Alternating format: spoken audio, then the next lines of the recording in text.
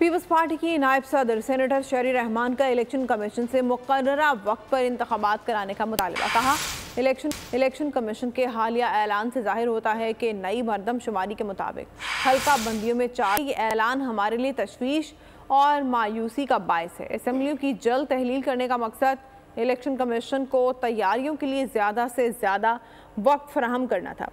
इंतखाबात में किसी किस्म की ताख़ीर मुल्क में सियासी गैर यकीनी और अदम इस्तेहकाम का बायस बनेगी, जिसका मुल्क मुतहम्मिल नहीं हो सकता।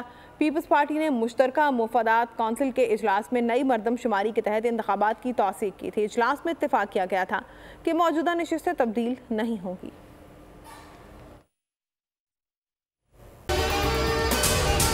अगर आपको ये वीडियो पसंद आई है तो हमारे चैनल को सब्सक्राइब करें और बेल आइकन को प्रेस करें।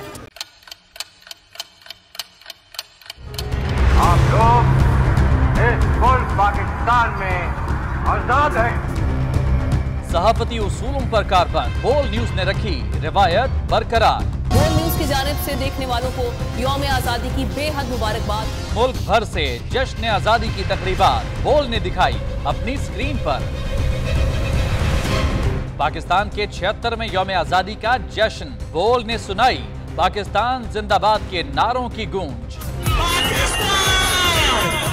बोल की सबसे बड़ी ट्रांसमिशन में पाकिस्तान का नाम रोशन करने वालों ने दिए कौम को पैगामात। बेपनाह मुश्किलात का सामना करके इस मुल्क को हासिल किया। आज़ाद कौमों को बहुत सी कुर्बानियाँ देनी पड़ती हैं। 76 वालियों में आज़ादी का दिन जोश खरोश के साथ मना रहे हैं, क्योंकि जिंदाबाद पाकिस्तान ये है बोल की पहचान।